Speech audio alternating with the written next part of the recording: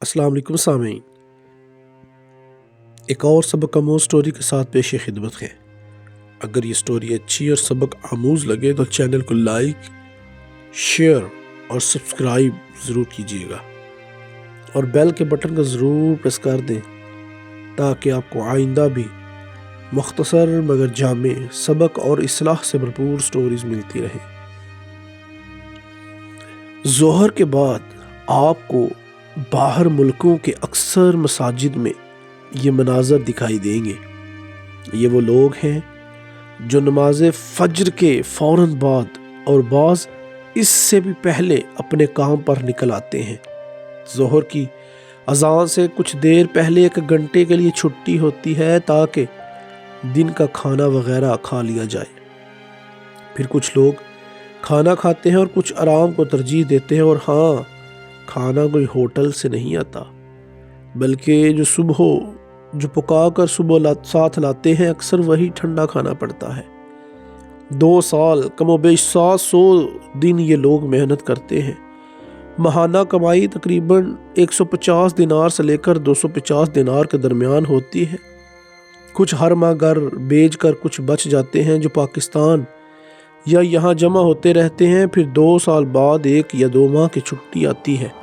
यही लोग अपने वतनों को लौटते हैं। 2 साल की जमा पूंजी जो नींद, आराम, सुकून कुर्बान करके कमाई होती है और कुछ उधार जो वापसी पर अदा करना होता है वो खर्च करते हैं।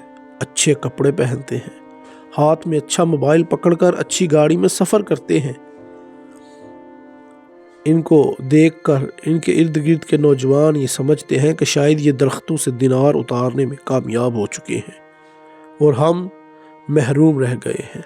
फिर वो भी अपनी ज़मीन, अपने जानवर, अपने बाप दादा के काम को छोड़कर किसी एजेंट की तलाश में निकल खड़े होते हैं और ये सिलसिला जारी रहता है। कुछ बुज़ुर्ग सफ़ेद रीछ दिखाई देते हैं तो मैं उनसे पूछता हूँ, बुज़ुर्गों कब से हैं? वो बताते हैं 20 साल हो गए, 30 साल हो गए। अल्लाह अकबर। यानी उन्होंने अपनी ज़िंदगी का आधा या तिहाई हिस्सा कुर्बान कर दिया। वो ना तो अपने बच्चों का बचपन देख पाते हैं और ना अपनी बीवी की जवानी। किसी की ख्वाहिश होती है बस घर बन जाए, कोई कहता है बस बच्चियों की शादी हो जाए, कोई बस बच्चों की तालीम मुकम्मल होकर नौकरी लग जाए। इसलिए मेरे भाइयों, अगर अल्लाह आपको 2 वक्त की रोटी अपने वतन में इज्जत से दे रहा है तो यकीन करें इससे बड़ी नेमत कोई नहीं। इसको गनीमत जानिए और अपने अहलो अकारब के साथ ज़िंदगी गुजारिए। इनकी खुशी व गम में शरीक हो। हाँ, अगर किसी मजबूरी में परदेस आना पड़े तो लंबी सांस लेकर ये मत कहें जब तक दाना पानी लिखा है यही है, बल्कि जिस एक हदफ के लिए आए हैं वो पूरा होते ही वापसी की तैयारी करें। ये ना हो जाए कि दुनियाई ख्वाहिशात पूरी करते करते जब वापसी का वक्त आए तो तब हकीकी वापसी का वक्त भी आन पहुँचे। और शादियों पर फजूल खर्ची से बचें, सादा शादी करें। ये तो ज़्यादा पैसे कमाने की लत ना पड़ेगी, जहेज़ देने और लेने पर लानत भेजें।